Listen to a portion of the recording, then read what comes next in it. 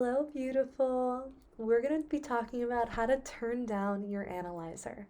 In other words, this is how to stop overthinking in order to tap into your intuition. So, number one, what is overthinking and why does this happen? Well, you experience 6 to 7,000 plus thoughts every single day. Research has proven this.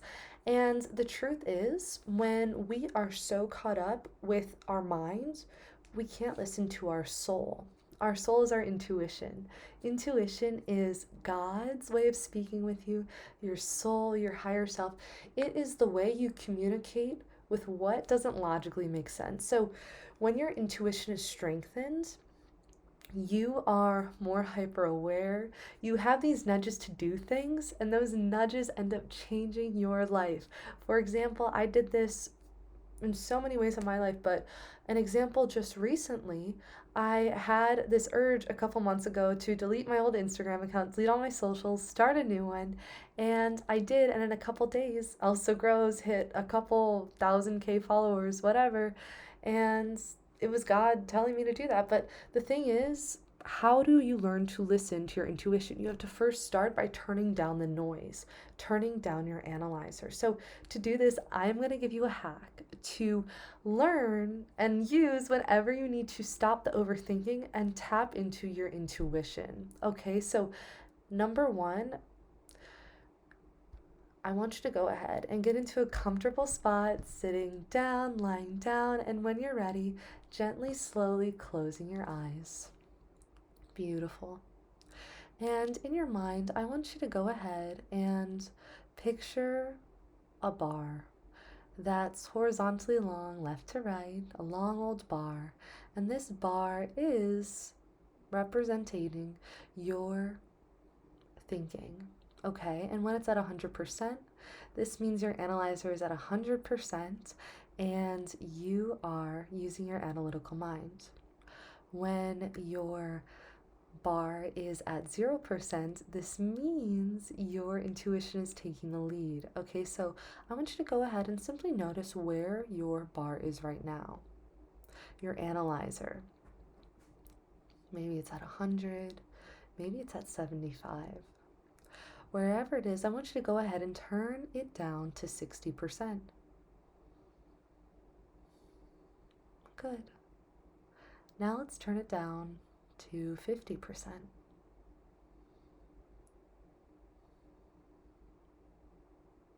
Now let's turn it down to 30%.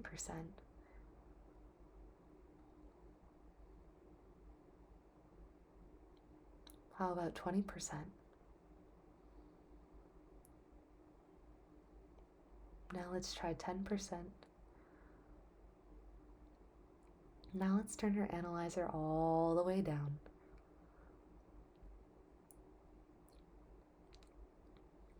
Good. Now I invite you to turn your analyzer however much you want it. And when you're ready, gently, slowly open your eyes. Wasn't that amazing? So, your analyzer and learning to control it, work with it, is going to help you tap into your intuition and turn down the noise of your mind. I turn down my analyzer whenever I'm about to do lessons. So, for example, as you're going through this course, I encourage you to adjust your analyzer whenever we're doing lessons so you're more receptive to the information. You can do this when you are watching television, really anything. Adjust it however you want. But notice here, you don't want your analyzer at 0% all the time because you do need your thinking mind. So, for example, when you're driving, you might want to have it at 50% or 60% driving, but you're also intuitive. Okay. And maybe there's a question you don't have the answer to. Maybe you want to go ahead and turn that analyzer all the way down and just see what happens. Your intuition is quiet. It's whispering. It's not loud. That's why when you learn to turn down the noise of the external world, these thoughts, you can learn to hear your whispers, your intuition much more coherently. And when you learn to understand what your intuition feels like, because for some people, it's a little thought, it's a reoccurring little whisper. For some people, it's a feeling, it's a pull to do something. For some people, it's goosebumps. For some people, it's ringing in the ears.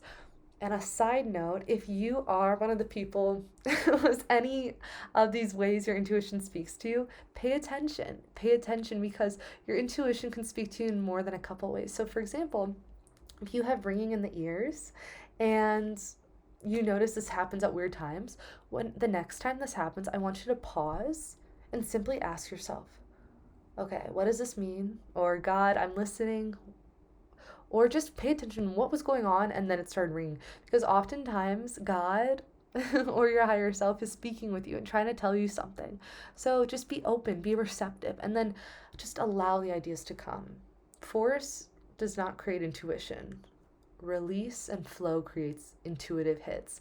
This is why when we're talking about feminine energy and masculine energy, we haven't talked about it that much in this course, but feminine energy is flow. This is why women are so intuitive and so in touch with more than what they can see, what they feel, because their intuition is connecting into everything that we can't see. So if you're the type who gets goosebumps just randomly, yeah, that's your intuition communicating with you. So I want you to go ahead and just simply be aware, what did that person say? And keep a journal.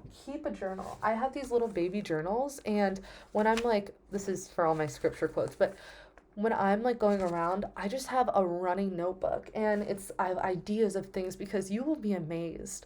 I was talking with one of my friends, and in 2007, she wrote in her notebook.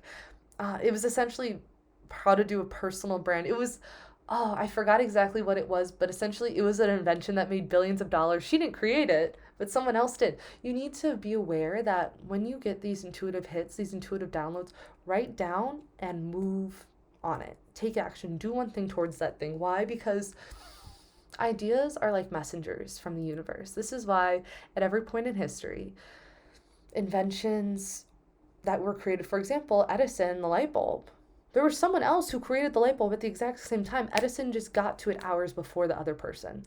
And you're going to notice this around the world with the atomic bomb. With every invention, for some reason at the same time in different parts of the world, there are multiple people working on it. But it's just, okay, who got to it first? It is so interesting, but this goes to show when you have those ideas, listen to them. Your intuition will change your life. It will lead you to do things that don't make sense from your perspective because you're looking at it from your limited perspective. But from God's eye, it makes sense. Lean not on your own understanding, but in all your ways, acknowledge God, and He will make your path straight. Okay, so, let's see. So we talked about ringing in the ears, goosebumps. Oh, the whispers in the mind. Yeah, so intuition is very soft. It's very subtle. I remember, here, a great example. So I wrote a book, Anomaly, right? Amazing. Break the pattern, become the exception, but listen to this. When I was in the process of writing this book, I knew I wanted to write a book. And I kind of was just asking God, I'm like, I don't really know, but so I just started writing a book. And my first book, I can't tell you the name of it because it'll probably come out in a couple years.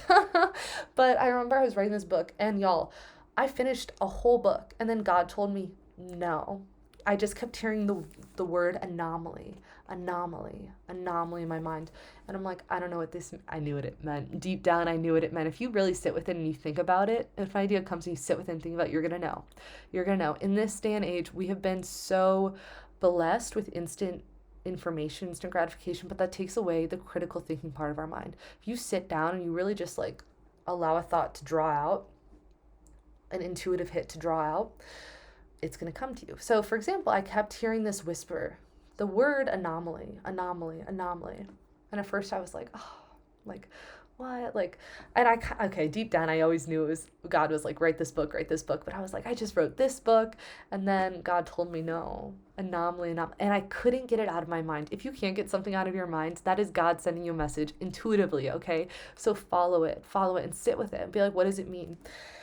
So anyways, I I let go of the first book, and I'm like, I'm just going to put all my energy into this book, and then boom. Yeah, I wrote this book, and it's already changed so many people's lives. So this goes to show you intuition is quiet. It whispers. And take action. When you hear it, just, Lean into it, because the more you practice making space for intuition, the louder your intuition becomes. Because similar to anything in life, it's like a skill. The more you do something, the better you get at it. The more you prioritize your intuition, the more clear that channel of your intuition becomes. Because I like to think about your intuition like a tube, right? Think of a tube, think of a straw.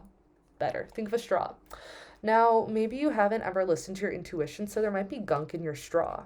That not clear connection. The more you listen to your connection, the more energy flows between you and that intuition. So the clearer that connection becomes, and over time, it's just a clear pathway.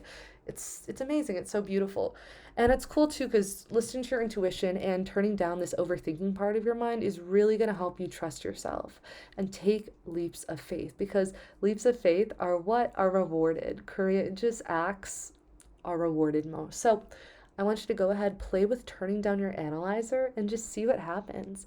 And do it throughout this course, but also do it throughout your day. For example, if you're reading a book, maybe you want to turn down your analyzer. Maybe you want to turn it up. Go ahead and play with this, but just become aware that you have this tool now. And if you are overthinking, just take a step back. And this is something to take a step back. You don't even need to close your eyes for this. You can just sit there. Just imagine your analyzer, that bar, turn it down, turn it up, put it where you need it to be, okay? But allow this to serve you and allow this to help you, because this will change your life, especially for my overthinkers. Okay, I love you. You're amazing. I will see you in the next one.